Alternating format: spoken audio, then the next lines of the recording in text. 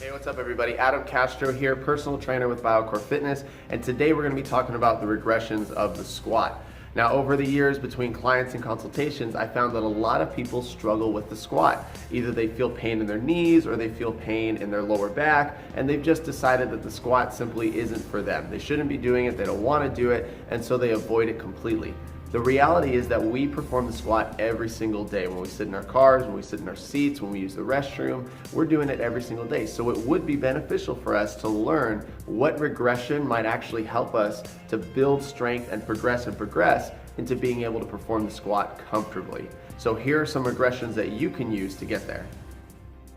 All right, now the first regression that you can use may not seem like a regression, but it actually helps to keep you upright and balanced. A lot of people struggle with falling backwards when they squat because they don't know how to keep their body balanced. What you can do is use a front-loaded squat. You can grab a kettlebell or a dumbbell or any weight that's between 5 or 15 pounds and hold it out in front of you like this. And if you feel like you're about to fall back, simply extend that weight out forward and it will act as counterbalance for you to be able to complete the squat all the way down and all the way up.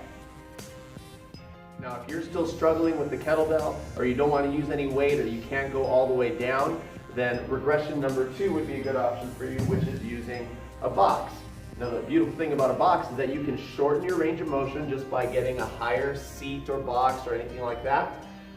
Just like this, and you just sit down on the box like you would sit down in a chair and stand up and perform your squat. As you get better, you can go ahead and get a smaller and smaller box to eventually be able to build your range of motion,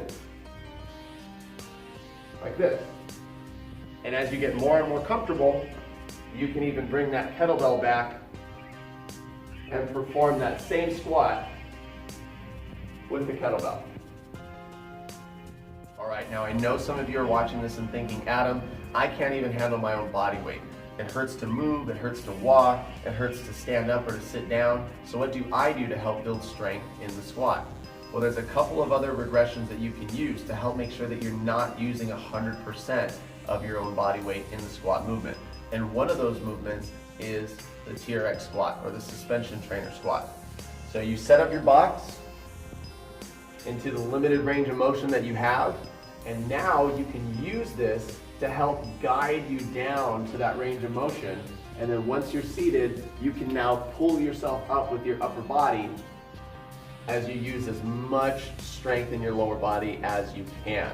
Now recognize that these handles here are in a fixed position, so you don't necessarily have to use suspension trainers. You can use a chair, you can use a barbell, you can use a friend if you want to, but basically this is just gonna help guide you down and be something that you can pull yourself up with to make sure you're not using 100% of your body weight. And then eventually you can lower the seat, you can increase the range of motion to be able to perform the suspension trainer squat without any box at all. Just like that. Then you can go ahead and get rid of these and start doing your box squats.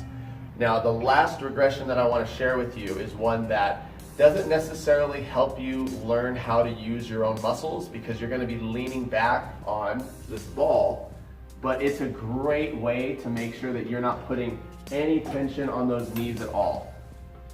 All right, so the last regression is called the ball squat. You're going to take an inflatable ball and you're going to put it up against a wall. And you want to make sure this ball is sturdy enough for you to be able to lean back on it.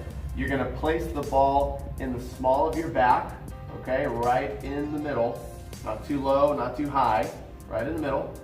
And you're going to slightly lean back on it by stepping forward just a little bit, just enough to put some weight on the ball.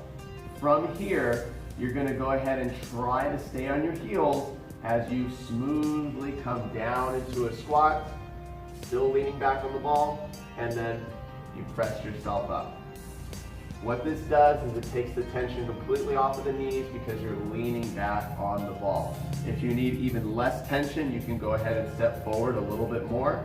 And it kind of has a leg press kind of feel to it as you come down and you come up. Just like that. Alright guys, I hope this video was helpful, and I hope it encouraged you to realize that even if you can't do a barbell back squat or a barbell front squat or maybe even a bodyweight squat, that you still have some really good options to choose from to help you progress into one day hopefully feeling comfortable doing a bodyweight squat. Moral of the story is just do not neglect your squat training. It's one of the most important exercises that you can perform to make sure that you have a healthy, strong, and functional body.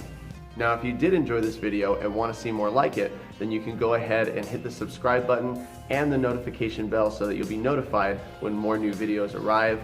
You can take advantage of even more free resources on our Instagram, Biocore Fitness, and follow us there. And we even have a podcast called Biocore Radio that you can subscribe to on iTunes or Android. Apart from that, if you feel like you need professional help and want to come over to our Whittier location, we can provide you with a free fitness evaluation and talk to you about what it would look like for you to work with us and for us to help you put these pieces together to help make sure that you reach your health and fitness goals. To do that, make sure to send us an email at biocorefitness@outlook.com, or you can message us on our Instagram. We'll see you in the next video and in the comments.